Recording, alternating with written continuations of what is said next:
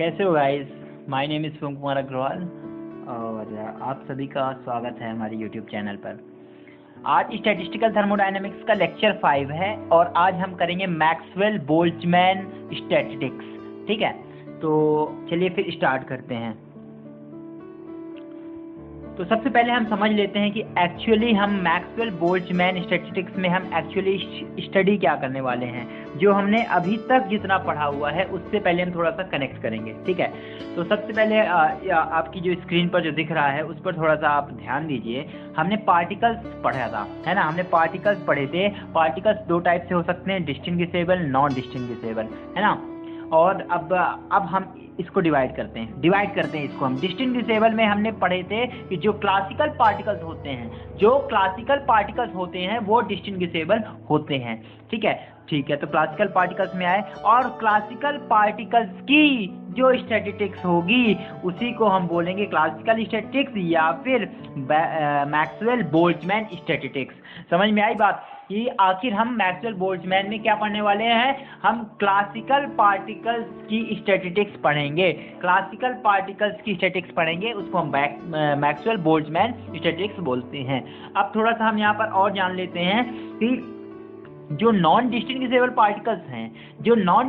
Particles हैं वो आपके जो है तो क्वांटम पार्टिकल्स हैं। ठीक है, क्वांटम पार्टिकल्स में भी मैंने आपको दो चीजें बताई थी। एक बताई थी आपको फर्मियंस, एक बोसॉन्स, और कहा था कि ये हम आगे पढ़ेंगे, इन चीजों को हम आगे डिस्कस करेंगे। तो आज वो टाइम आ चुका है। ठीक है, हम फर्मियंस और बोसॉन्स को हालांकि डिटेल में आगे करेंगे, बट यहाँ पर आप ये समझिए कि क्वांटम पार्टिकल्स आपके दो तरीके से होते हैं, या तो फर्मियंस या तो बोसॉन्स। फर्मियंस किनको बोलते हैं ऐसे क्वांटम पार्टिकल्स जिनका जो स्पिन है वो हाफ इंटीग्रल होता है। हाफ हो या फिर 3/2 हो या 5/2 हो, ऐसे अगर जिनका स्पिन होगा वो आपके फर्मियंस होंगे। और बोसॉन्स कौन होंगे। बोसॉन्स वो होंगे जिनका आपका स्पिन या तो 1 हो या तो 2 हो, या तो मतलब 1 या फिर n/1, मतलब इंटीग्रल स्पिन ऑफ 1,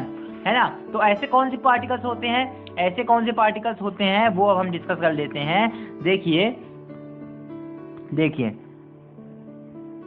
फर्मियंस और बोसॉन्स में आप यहाँ पर देख पा रहे होंगे कि नीचे अब आपको यहाँ पर क्या दिया हुआ है। देखिए फर्मियंस में आप यहाँ पर देखेंगे तो जिनका हाफ इंटीग्रल स्पिन होगा, किनका होगा। प्रोटॉन्स, इलेक्ट्रॉन्स और न्यूट्रॉन्स। यस गाइस, जो एटम्स के जितने भी फंडामेंटल पार्टिकल्स होते हैं, जैसे कि आपके इलेक्ट्रॉन्स, प्रोटॉन्स, न्यूट्रॉन्स, ये सारे आपके फर्मियंस की कैटेगरी में आते हैं। और इनका जो स्पिन होता है वो हाफ होता है, हाफ का इंटीग्रल भी हो सकता है। ठीक है, और जो बोसॉन्स आपके जो लाइट के जो फोटॉन्स होते हैं, जो आपकी इलेक्ट्रोमैग्नेटिक रेडिएशन होती है उसके जो फोटॉन्स होते हैं वो आपके बोसॉन्स की कैटेगरी में आते हैं। वही अगर हम बात करें अल्फा पार्टिकल्स क्या होते हैं। अल्फा पार्टिकल्स होते हैं 2 हीलियम 4 की न्यूक्लियाइज होती हैं। अल्फा पार्टिकल्स इनको बोलते हैं। 2 हीलियम आपकी हीलियम की न्यूक्लियाइज को अल्फा पार्टिकल्स बोलते हैं। तो अल्फा पार्टिकल्स और फोटॉन्स ये किसकी कैटेगरी में आते हैं। ये आते हैं बोसॉन्स की कैटेगरी में। ठीक है, तो अब अगर इनकी स्टैटिक्स की बात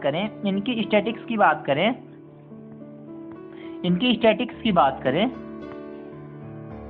तो देखिए आपकी जो यहाँ पर आप देखिए जिनका हाफ इंटीग्रल स्पिन है, मतलब फर्मियंस की जो स्टैटिक्स को हम बोलते हैं फर्मी डिरैक स्टैटिस्टिक्स बोलते हैं फर्मियंस की स्टैटिस्टिक्स को। वही अगर हम बोसॉन्स मतलब फोटॉन्स और अल्फा पार्टिकल्स जैसे पार्टिकल्स और भी बहुत सारे हो सकते हैं, ऐसे पार्टिकल्स की स्टैटिस्टिक्स को हम बोलते हैं बोस-आइंस्टाइन स्टैटिस्टिक्स। होप ये वाली चीज क्लियर हो गई होगी, है ना। हम जो इलेक्ट्रॉन्स, प्रोटॉन्स जैसे कि ये पार्टिकल्स होते हैं इनको हम बोलते हैं फर्मी डिरैक स्टैटिस्टिक्स, और जो आपकी फोटॉन्स और अल्फा पार्टिकल्स हैं इनकी स्टैटिस्टिक्स को हम बोलते हैं बोस-आइंस्टाइन स्टैटिस्टिक्स, है ना। तो ये चीज क्लियर हो गई होगी। चलिए अब हम क्या पढ़ने वाले हैं। हम पढ़ने वाले हैं आपका मैक्सवेल बोल्ट्जमैन स्टैटिस्टिक्स। ये हम पढ़ेंगे। हम मैक्सवेल बोल्ट्जमैन स्टैटिस्टिक्स आज पढ़ने वाले हैं और चलिए स्टार्ट करते हैं। तो आपको स्क्रीन पर दिख रहा होगा मैक्सवेल बोल्ट्जमैन स्टैटिक्स।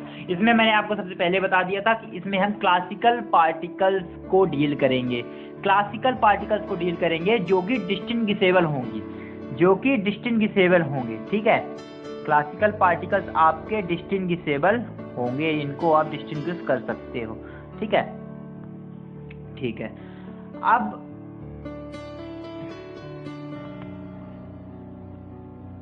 देखिए, अब जो आपके ये क्लासिकल पार्टिकल्स होंगे ये कैसे होंगे, इनकी जो माइक्रो स्टेट्स होगी वो क्लासिकल होगी, बहुत ऑब्वियस सी बात है, इसलिए यहाँ पर लिखा हुआ है माइक्रो स्टेट्स आर क्लासिकल।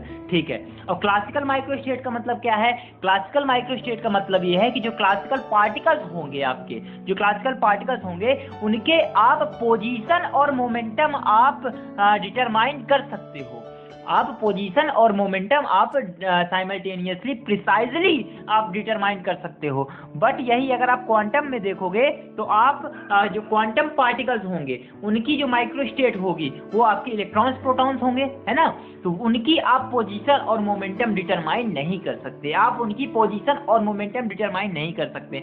ये आपका डिफरेंस होगा क्लासिकल पार्टिकल्स और क्वांटम पार्टिकल्स के बीच में, ये आपका डिफरेंस होगा। ठीक है, ठीक है, ये क्लियर हो गया होगा।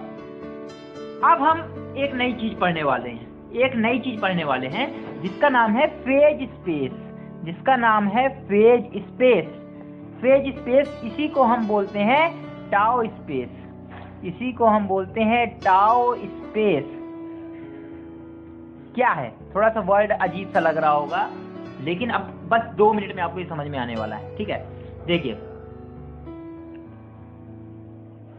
आपने अभी तक कार्टेशियन कोऑर्डिनेट्स पढ़ा होगा, है ना, जिसमें आपका x axis, y axis, z axis ऐसे होते हैं, है ना, x axis, y axis, z axis, 3 axis होती हैं।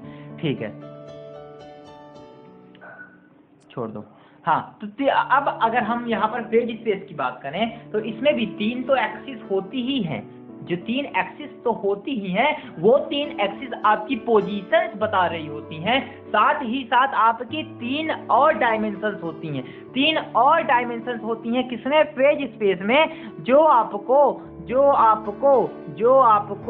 मोमेंटम बताएंगी, जो आपको मोमेंटम बता रही होंगी। मतलब क्या कि 3 डायमेंशंस जो है तो आपकी पोजीशंस की होंगी, है ना, और उसी प्रकार आपकी 3 डायमेंशंस आपकी मोमेंटम की होंगी, जो आपको मोमेंटम बता रही होंगी। मतलब आपको यहाँ पर टोटल जो डायमेंशन होगी, वो टोटल डायमेंशंस आपकी 6 डायमेंशंस होंगी, टोटल डायमेंशंस आपकी यहाँ पर 6 होंगी, 6 टोटल डायमेंशंस होंगी। तो ये जो स्पेस क्रिएट करेगा, मतलब ये एक प्रकार से आपका कोऑर्डिनेट हो गया। बात समझिए, आप क्वांटम में हिल्बर्ट स्पेस मानते हो, है ना, मैथ्स में आप कार्टेशियन कोऑर्डिनेट मानते हो, तो यहाँ पर हम स्टैटिस्टिकल थर्मोडायनामिक्स में हम एक टाउ स्पेस मानते हैं, जिसको हम फेज स्पेस भी बोलते हैं। उसमें हम एक्चुअली क्या करते हैं कि हमारे पास 6 डायमेंशंस होती हैं, जिसमें हम पोजीशन और मोमेंटम डिटरमाइन करते हैं, इसलिए हम पोजीशन और मोमेंटम डिटरमाइन करते हैं। तो ये एक नॉर्मली आपका एक आप समझ में आ रहा हो कार्टेशियन कोऑर्डिनेट के जैसा ही है। डिफरेंस इतना है कि वहां पर हम सिर्फ पोजीशन डिटरमाइन कर सकते हैं, बट यहाँ पर हम मोमेंटम भी डिटरमाइन कर सकते हैं। तो 3 डायमेंशन यहाँ आपकी एक्स्ट्रा हो जाती हैं, जो आपको मोमेंटम दे रही होती हैं, ठीक है। अब एग्जांपल की मदद से अगर हम समझें, अगर हम 1D SHO आपने क्वांटम कर रखी होगी, 1D SHO को आप अगर देखोगे, एक डायमेंशन की सिंपल हार्मोनिक ऑसिलेटर जिसमें सिर्फ एक पार्टिकल है, एक पार्टिकल के लिए हम 1D SHO को अगर देखें तो इसका एक पोजीशन होगी, एक मोमेंटम होगा x और px, है ना। अब अगर हम बात करें टाउ स्पेस मतलब फेज स्पेस की बात करें, तो एक पार्टिकल के लिए एक डायमेंशन में एक उसकी होगी पोजीशन वाली डायमेंशन और एक होगी मोमेंटम वाली डायरेक्शन, है ना, डायमेंशंस वाली। एक होगी आपकी उसकी पोजीशन वाली डायमेंशन, एक होगी आपकी मोमेंटम वाली डायमेंशन। मतलब 1D के लिए, 1 डायमेंशनल के लिए आपके पास 2 डायमेंशंस आएंगी। मतलब अगर 1D ऑसिलेटर की बात कर रहे हो यहाँ पर, तो आपको उसके लिए 2 डायमेंशंस मिलेगी। यहाँ पर लिखा हुआ है, ये आपका फेज स्पेस है, फेज स्पेस में आपकी 2 डायमेंशंस होंगी, ठीक है। तो अब आप बताइए कि अगर आपके पास 3D SHO है, अगर आपके पास 3 डायमेंशनल SHO है, तो टोटल नंबर ऑफ डायमेंशंस कितनी होंगी फेज स्पेस में? फेज स्पेस में आपकी टोटल नंबर ऑफ डायमेंशंस कितनी होंगी 3D SHO में? जल्दी से करके बताइए। सीधी सी बात है, 3 पोजीशन की होंगी, 3 मोमेंटम की होंगी, मतलब टोटल डायमेंशंस आपकी 6 होंगी। टोटल डायमेंशंस आपकी टाउ स्पेस या फिर टाउ स्पेस को ही हम फेज स्पेस बोलते हैं, उसमें आपकी टोटल डायमेंशन 6 होंगी। ठीक है, होप आपको समझ में आ गया होगा। चलिए अब आगे बढ़ते हैं। तो देखिए आपके सामने स्क्रीन में एक क्वेश्चन दिखाई दे रहा होगा। क्वेश्चन क्या बोल रहा है? क्वेश्चन बोल रहा है for n particles phase space will be. तो यार थोड़ा सा बैक में जाइए। यहाँ पर हमने देखा एक पार्टिकल के लिए आपके 3 डायमेंशंस, अगर ऑब्वियस सी बात है, कोई भी अगर आप रियल वर्ल्ड में आप प्रॉब्लम देखेंगे तो उसकी 3 डायमेंशंस होती हैं, है ना, 3 डायमेंशंस ही होती हैं। 1D तो एक काल्पनिक था, तो हमारे पास 3D आपकी रियल वर्ल्ड में चीजें होती हैं। तो 1 पार्टिकल के लिए आपके पास टोटल डायमेंशंस कितनी थी?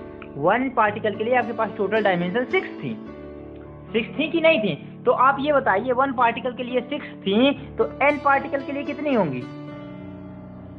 n पार्टिकल के लिए कितनी होंगी? n पार्टिकल के लिए 6n नहीं होंगी? 6n क्यों होंगी कि नहीं होंगी? बिल्कुल होंगी, क्योंकि अगर एक पार्टिकल के लिए अगर 6 डायमेंशन है तो 2 पार्टिकल के लिए 12 होंगी, 3 के लिए 18 होंगी। मतलब आपका 6 × 1 × 2 × 3 ऐसा होता जा रहा है, तो n पार्टिकल्स के लिए n हो जाएगा। तो यहीं पर ये आंसर दे रखा है 6n होगा, आंसर 6n होगा। होप आप इससे सेटिस्फाइड हो गए, है ना। चलिए आगे बढ़ते हैं। देखिए स्पेस जो हमारा ये मैंने आपको बता दिया ना कि फेज स्पेस को ही हम टाउ स्पेस बोलते हैं। 6 मतलब इनमें 6n डायमेंशन स्पेस होता है। ये 6n डायमेंशन, क्योंकि हमारे पास n पार्टिकल्स हो सकते हैं। n = 1 रख दीजिए, 2 रख दीजिए, 3 रख दीजिए, 4 रख दीजिए, उस हिसाब से डायमेंशन आएंगी। और इन डायमेंशन वाले स्पेस को हम टाउ स्पेस या फिर फेज स्पेस बोलते हैं। ठीक है, हम इन वाले डायमेंशन को या तो फेज स्पेस या तो टाउ स्पेस बोलते हैं। ठीक है, ये वाला क्लियर हो गया होगा। तो एक क्वेश्चन जल्दी से करके बता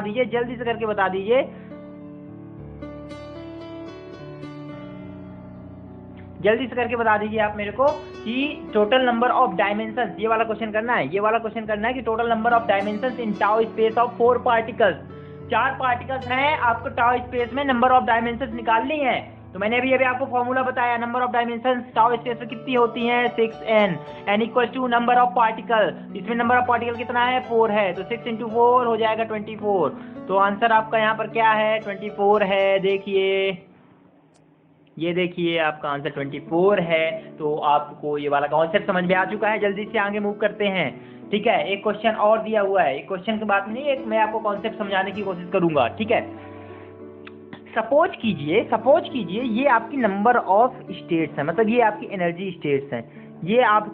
स्टेट्स हैं, और हर एनर्जी स्टेट्स में करस्पॉन्डिंग एनर्जी है। E0, E1, E2, E3, E4, E5, E6, ये करस्पॉन्डिंग हर स्टेट्स की एनर्जी है।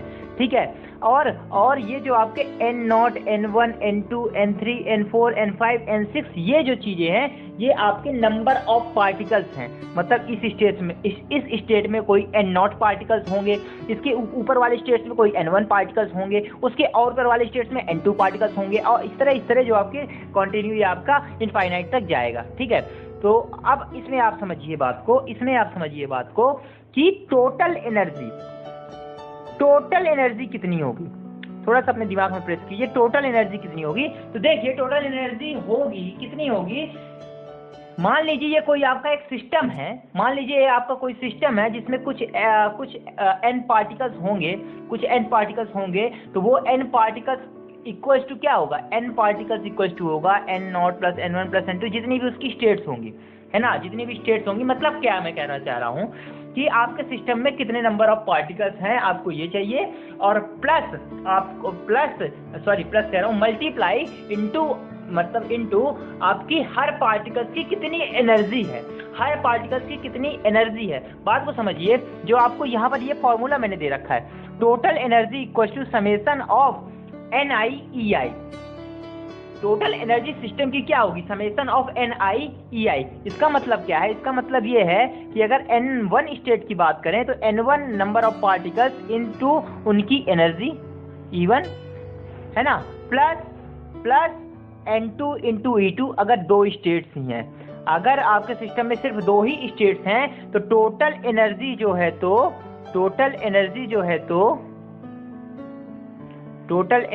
है तो आपकी हो जाएगी, क्या हो जाएगी, टोटल एनर्जी आपकी हो जाएगी N1 इंटू E1 और N2 इंटू E2, है ना। मतलब आपका फॉर्मूला क्या निकला, देखिए फॉर्मूला क्या निकला, फॉर्मूला आपका निकला समेशन ऑफ NI EI।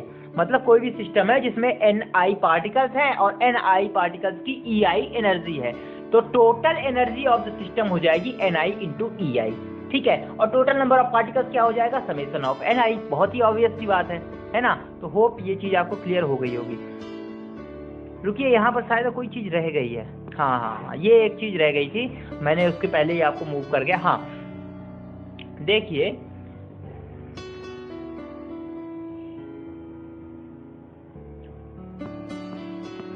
यहाँ पर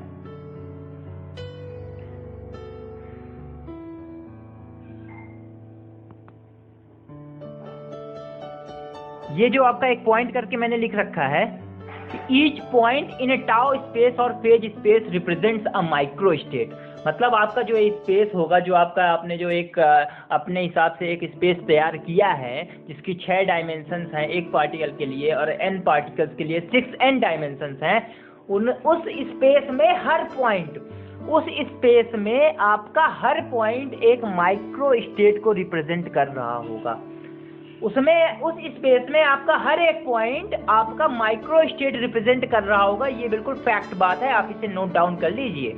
ये डायरेक्ट आपका थ्योरी बेस्ड क्वेश्चन पूछ लिया जाता है आपके नेट एग्जाम में, ठीक है। अब हम मैक्सवेल बोल्ट्जमैन स्टैटिक्स के कुछ पोस्टुलेट्स देखते हैं, मतलब कुछ फंडामेंटल्स जिन पर ये पूरी आपकी आगे स्टैटिक्स आधारित है। सबसे पहले कि हमारे पास n पार्टिकल्स होने चाहिए, n नंबर ऑफ पार्टिकल्स होंगे जो कि आपके डिस्टिंग्विशेबल होंगे। हमने डिस्टिंग्विशेबल ही पहले हमने मान के चला है, तो यहाँ पर फिर से आपको याद दिलाने के लिए कि आपके जो n पार्टिकल्स होंगे वो डिस्टिंग्विशेबल होंगे, आप डिस्टिंग्विश कर पाओगे। और सारे n पार्टिकल्स की जो टोटल एनर्जी होगी वो आपकी E होगी, टोटल एनर्जी आपकी E होगी, ठीक है। और सिस्टम को हम T टेम्परेचर पर रखेंगे, सिस्टम को T टेम्परेचर पर फिक्स रखेंगे और एनर्जी बिल्कुल कांस्टेंट रहेगी सारे पार्टिकल्स की। क्योंकि हमने सिस्टम को आइसोलेटेड लिया। फोर्थ पॉइंट देखिए, एनर्जी सिस्टम की E क्यों रहेगी, क्योंकि हमने सिस्टम को आइसोलेटेड लिया है, कोई एनर्जी का ट्रांसफर या एक्सचेंज नहीं हो रहा होगा, है ना। तो E आपकी एनर्जी कांस्टेंट रहेगी, ठीक है। इसके बाद अगर हम देखें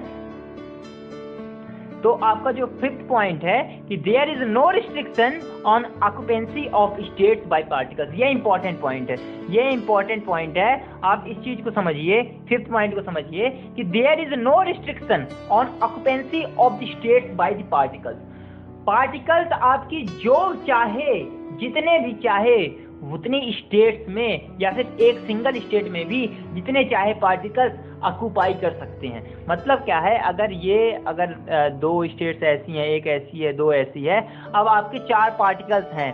अब मान लीजिए आपके पास 4 पार्टिकल्स हैं, तो 4 पार्टिकल्स चाहें तो एक ही स्टेट पे, ये आपके मैंने 1 2 3 4 चारों पार्टिकल्स एक ही स्टेट पर चले जाएं, या तो ऐसा भी हो सकता है कि 1 या 2 या 1 में 3 चले जाएं, 1 में 1 चले जाए। मतलब पार्टिकल्स के पास पूरी स्वतंत्रता होगी कि वो किसी भी तरीके से वो स्टेट्स में जाकर ऑक्यूपाई कर सकते हैं अपनी पोजीशन। इस पोस्टुलेट का ये मतलब था, है ना। होप आपको ये समझ में आ गया होगा। चलिए आगे मूव करते हैं।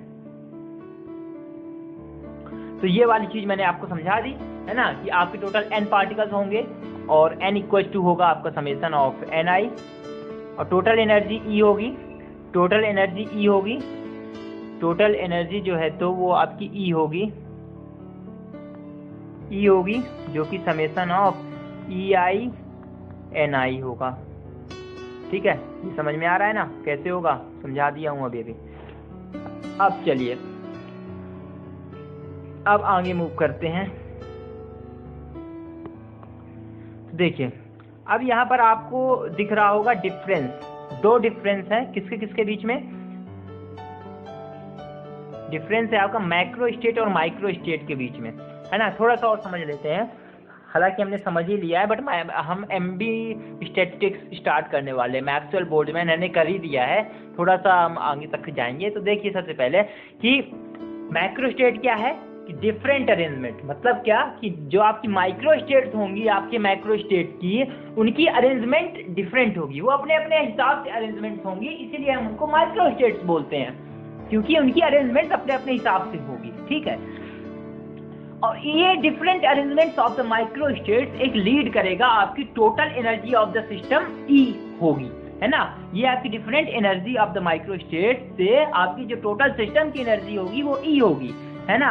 और इसी को हम मैक्सवेल बोल्ट्जमैन में हम पढ़ेंगे, तो यही तो बेसिक तो हमने कर ही रखा है, तो यही लिखा हुआ है। अब माइक्रो स्टेट में क्या लिखा है कि different arrangement of constituent particles, macro state की, अब हम माइक्रो स्टेट की बात कर रहे हैं। डिफरेंट माइक्रो स्टेट मिलकर एक मैक्रो स्टेट तो बना दी, है ना, और उसी को हम डिफरेंट मैक्रो स्टेट्स बोलेंगे एमबी स्टैटिस्टिक्स में, मैक्सवेल बोल्ट्जमैन में। बट हम मैक्सवेल बोल्ट्जमैन में माइक्रो स्टेट्स किसको बोलेंगे, मैक्सवेल बोल्ट्जमैन में हम माइक्रो स्टेट्स किसको बोलेंगे, हम माइक्रो स्टेट्स उनको बोलेंगे जो कि जिनमें कॉन्स्टिट्यूएंट पार्टिकल्स मिलकर आपका एक सेम मैक्रो स्टेट दे रहे हों। सेम कॉन्स्टिट्यूएंट पार्टिकल्स मिलकर एक same macro state, sorry different constituent particles मिलकर आपका एक सेम मैक्रो स्टेट दे रहे हो, उन कॉन्स्टिट्यूएंट पार्टिकल्स को हम माइक्रो स्टेट बोलेंगे, है ना। हर कॉन्स्टिट्यूएंट पार्टिकल्स की अरेंजमेंट डिफरेंट होगी।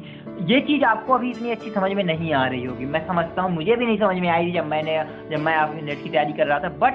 बट अब अगर आप आगे जाएंगे, मैं आगे आपको सारी चीजें समझाऊंगा, वहां पर आपको समझ में आएगा कि आखिर इसका मतलब क्या है, ठीक है, इसका मतलब क्या है। अब दूसरा पॉइंट देखिए, in MB statistics micro state arise due to distinguishability of the particles, है ना। ये तो बहुत ही ऑब्वियस सी बात है कि माइक्रो स्टेट डिस्टिंग्विशेबल होगा तभी है आपकी एमबी स्टैटिस्टिक्स अराइज हो रही है। चलिए आगे बढ़ते हैं। क्वेश्चन आ गया, बहुत इजी क्वेश्चन है, जितना मैंने अभी आपको कराया है उतना ही कॉन्सेप्ट लग रहा है, ठीक है। देखिए ये आपकी 4 एनर्जी स्टेट्स दे रखी हैं, जिसमें आपकी पहले की एनर्जी जो है तो आपकी 0 E 2 E 3, है ना, ये आपकी एनर्जी स्टेट्स हैं। टोटल एनर्जी आपकी सिस्टम की 3E है, समझिए बात को, आपकी सिस्टम की टोटल एनर्जी 3E है और टोटल नंबर ऑफ पार्टिकल्स आपके 4 हैं, है ना। ये आपको गिवन है, गिवन क्या है, नंबर ऑफ पार्टिकल्स 4 है, टोटल एनर्जी 3E है। अब हमको क्या लिखना है, अब हमको क्या फाइंड आउट करना है, हमको फाइंड आउट करना है write down the number of macro states. हमें क्या निकालनी है, हमें मैक्रो स्टेट्स निकालनी है ए नंबर, सेकेंड में हमें micro states each macro state की, और सी में निकालना है टोटल वेज ऑफ अरेंजमेंट, और डी में निकालना है मोस्ट प्रोबेबल मैक्रो स्टेट, ठीक है। तो चलिए स्टार्ट करते हैं। तो हमें पहले गिवन क्या है, हमें गिवन है E = 3E, total energy of the system 3E रखना है, चाहे जो हो जाए, हमने पोस्टुलेट में ही पढ़ा था। और टोटल नंबर ऑफ पार्टिकल्स जो कि गिवन है वो 4 है, वो भी हमारे चेंज नहीं होने चाहिए। अब हम अपने हिसाब से मैक्रो स्टेट बनाएंगे, जिसमें टोटल एनर्जी आपकी 3E होगी और नंबर ऑफ पार्टिकल्स 4 होंगे। चलिए देखते हैं।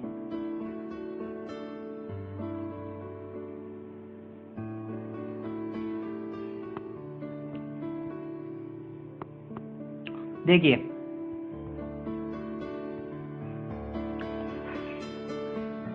सबसे पहले आपकी जो मैक्रो स्टेट ए दिख रही है, ये आपकी मैक्रो स्टेट ए है, ये मैक्रो स्टेट बी है। हमारे पास 4 एनर्जी स्टेट्स थी, हमने 4 एनर्जी स्टेट्स बना ली, हमें एनर्जी डिजाइनेट कर दिया। अब हमारे पास 4 पार्टिकल्स हैं, हमें 4 पार्टिकल्स को ऐसे रखना है कि हमारी जो एनर्जी रहे वो हमारी टोटल 3E एनर्जी रहे, टोटल एनर्जी हमारी 3E रहे, ठीक है।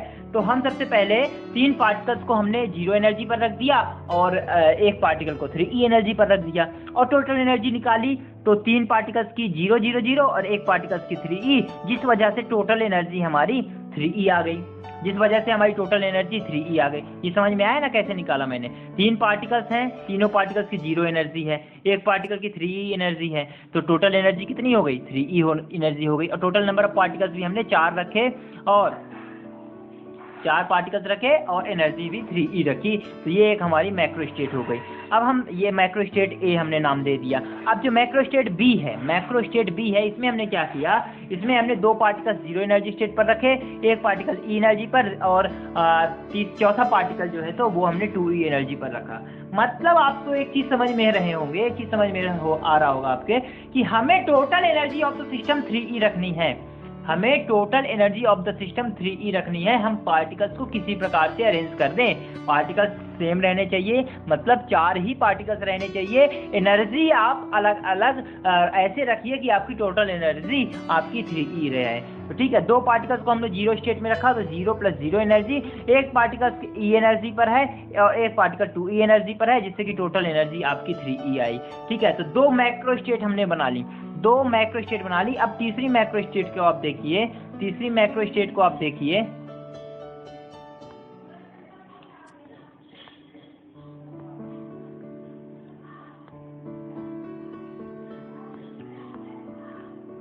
तीसरी मैक्रो स्टेट अब आप देखिए, ये दे रखी है तीसरी मैक्रो स्टेट।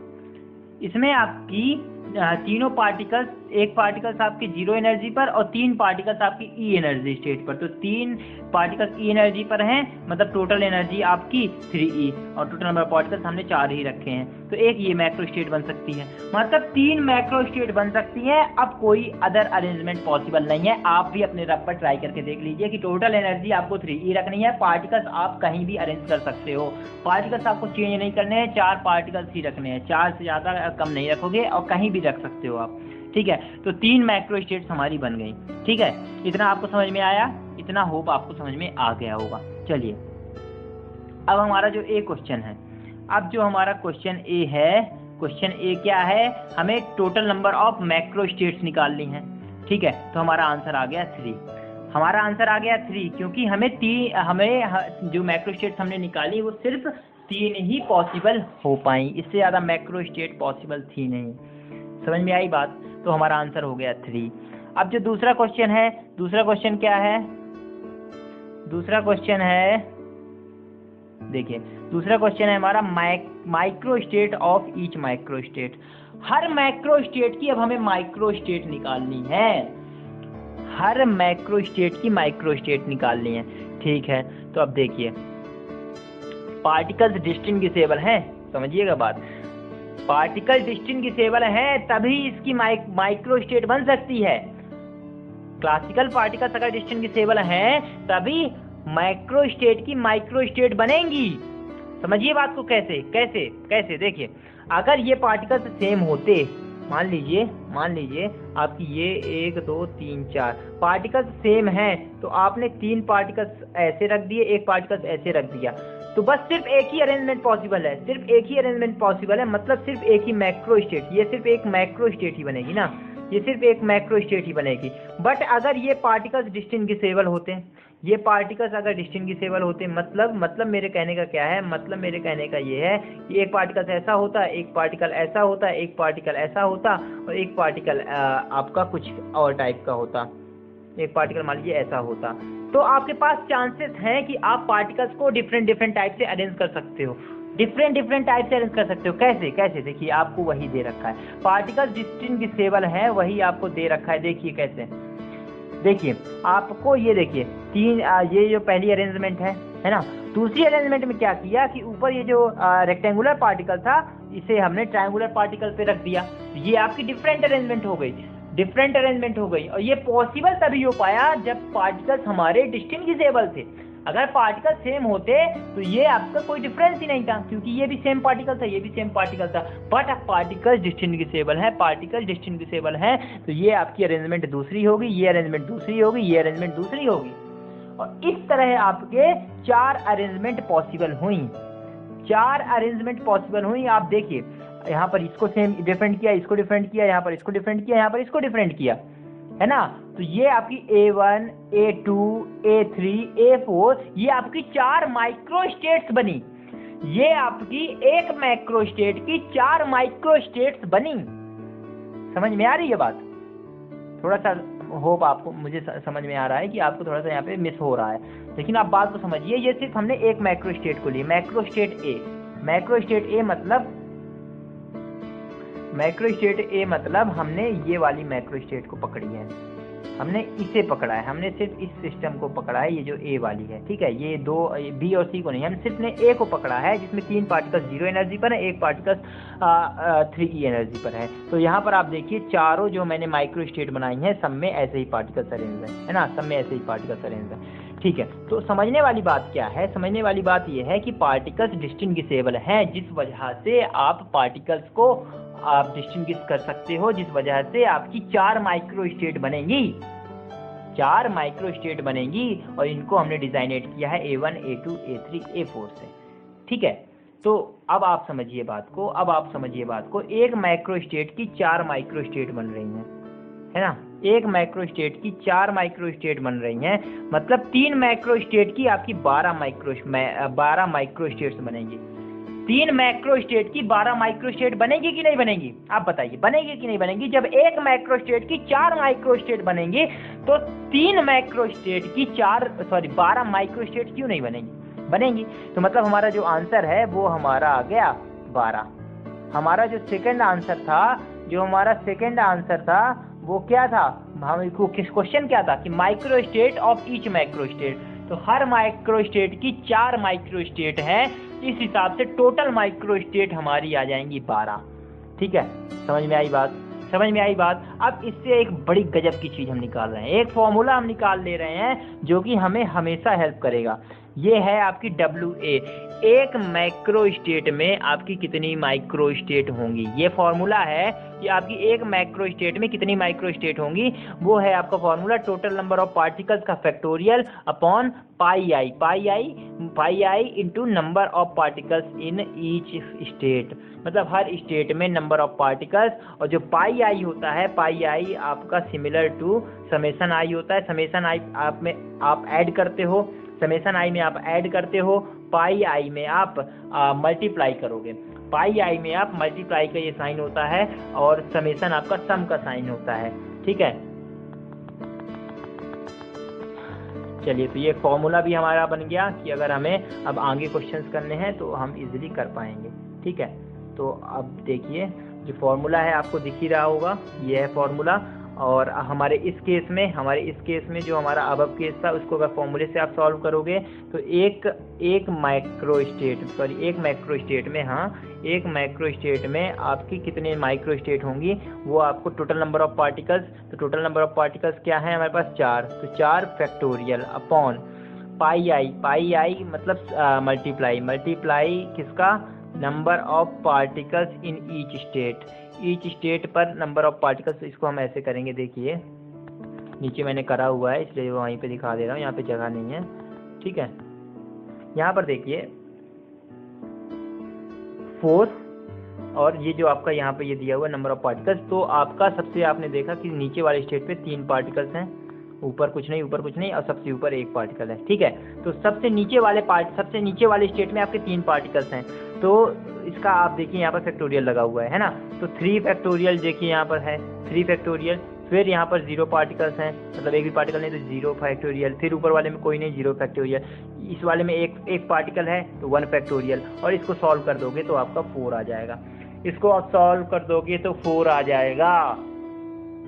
ये आपकी आ गई WA, मतलब ए माइक्रो स्टेट में कितनी माइक्रो स्टेट होंगी, है ना। अब इसी प्रकार हम बी की निकालते हैं, बी की जब हम निकालेंगे तो देखिए बी वाले माइक्रो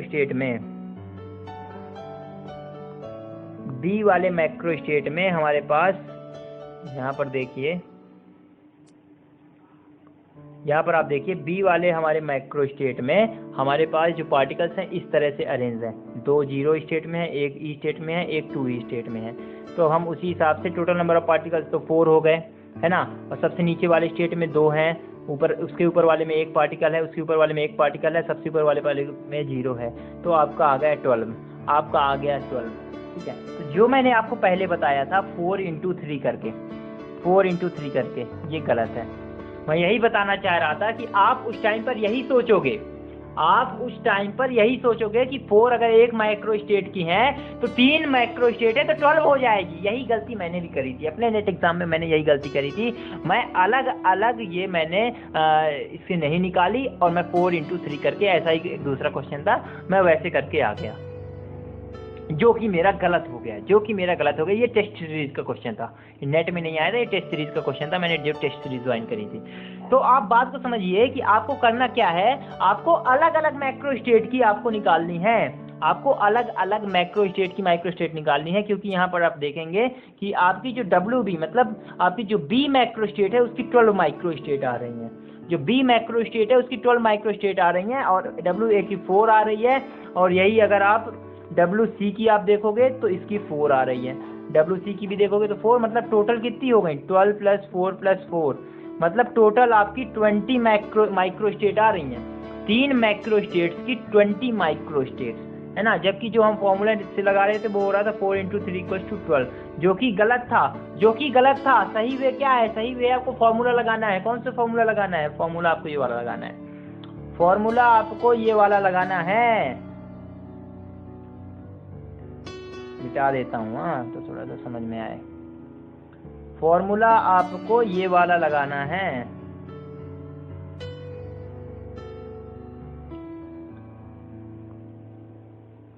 ये वाला कि WA मतलब किसी भी एक मैक्रो स्टेट की कितनी माइक्रो स्टेट होंगी। हर पहले आपको मैक्रो स्टेट बनानी है और हर